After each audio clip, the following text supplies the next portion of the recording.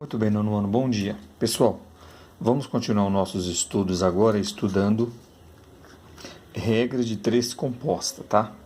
Então, nós vamos ver aí o que seria essa regra de três composta, que é uma coisa bem legal e cai bastante em concurso, cai no Enem, cai em testes, tá? Sempre está caindo isso daqui pro pessoal, tá bom? Então, vamos lá. Antes aqui eu quero dar apenas uma pequena introdução falando o seguinte. Para resolver uma regra de três composta, eu vou passar um macete para vocês, que na minha época, que eu era aluno como vocês, eu digo aluno de ensino básico, ensino fundamental, o meu professor na escola não me ensinou isso, mas ao longo dos anos a gente vai estudando, adquirindo experiência, aprendendo, errando bastante, e aí nós aprendemos, não é verdade? Pessoal, presta atenção. Quando a gente vai resolver uma regra de três composta, nós já estudamos lá o que são grandezas diretas, grandezas diretamente proporcionais, grandezas indiretamente proporcionais, tá? Então, o que acontece? É setinha para cima, setinha para baixo. Você vai resolver um exercício e você tem que ficar procurando aquelas setas. Nossa, será que essa seta é para cima? Será que essa seta é para baixo? Aí aparece um monte de índiozinho, um monte de setinha, vira uma loucura. Uma setinha pode pegar em você e você se machuca. Então, vamos esquecer esse negócio de setinha, tá bom? O que nós vamos fazer é o seguinte, para resolver um exercício com regra de três composta, nós vamos pensar o seguinte. Primeiro, pessoal, vocês vão ler o problema e anotar os dados. Então, para resolver qualquer tipo de problema, você primeiro vai ler o problema. Depois que você lê o problema, você vai anotar os dados, tá ok?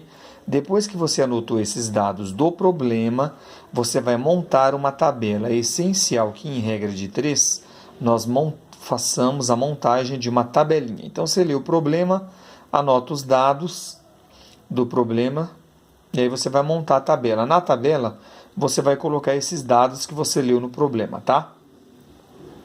Muito bem. Depois que você leu o problema, fez a tabelinha, você vai fazer o quê? Depois que você montou a tabela, faça a seguinte pergunta. Você vai fazer uma pergunta. Qual é o objetivo desse problema? Essa é a base e é o feeling para a regra de três. Qual é o objetivo desse problema? O que ele está propondo? Tá? A nossa resposta vai a partir daí, pessoal.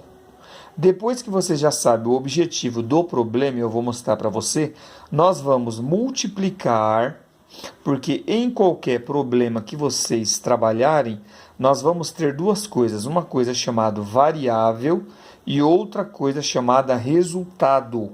Então, em um problema, nós temos variáveis e resultado. Quando você lê o problema, você vai anotar as variáveis e o resultado na sua tabela. Tá? Mas para você anotar o resultado na sua tabela, você tem que fazer a pergunta: qual é o objetivo do problema? Você vai ter o objetivo, qual vai ser o objetivo do problema? Perdão, então você vai ter as variáveis e o resultado. Então, quando você montou a tabela e você já sabe o seu objetivo, nós vamos fazer o quê? Nós vamos multiplicar todas as variáveis da tabela vezes o resultado invertido. Então esse vai ser um macete, pessoal, tá? Que no caso, quando eu era como vocês aí, aluno do ensino fundamental, não aprendi no colégio, fui aprender depois, mas hoje é muito bom que eu passo para vocês isso. Então, quando você resolver uma regra de três composta, não precisa ficar se preocupando com setinha, se a grandeza é direta, se é inversa, porque confunde muito, é muita informação. Você vai montar a tabela. Montando a tabela, você vai saber as variáveis e o resultado. O que vai acontecer? Você vai multiplicar na tabela, cada linha, você vai fazer a multiplicação das variáveis vezes o resultado invertido. Você vai multiplicar as variáveis e vai inverter o seu resultado. Agora, na prática, eu vou mostrar para vocês como fazer isso, tá bom?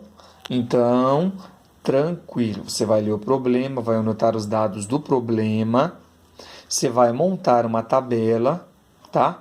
Você vai fazer a pergunta: qual é o objetivo desse problema? Identificou o objetivo do problema? Nessa tabela você vai anotar as variáveis e o resultado do problema, tá? Depois, em seguida, nós vamos fazer o quê? Uma multiplicação com essas variáveis vezes esse resultado. Só que quando eu multiplicar a variável vezes o resultado, esse resultado eu vou inverter.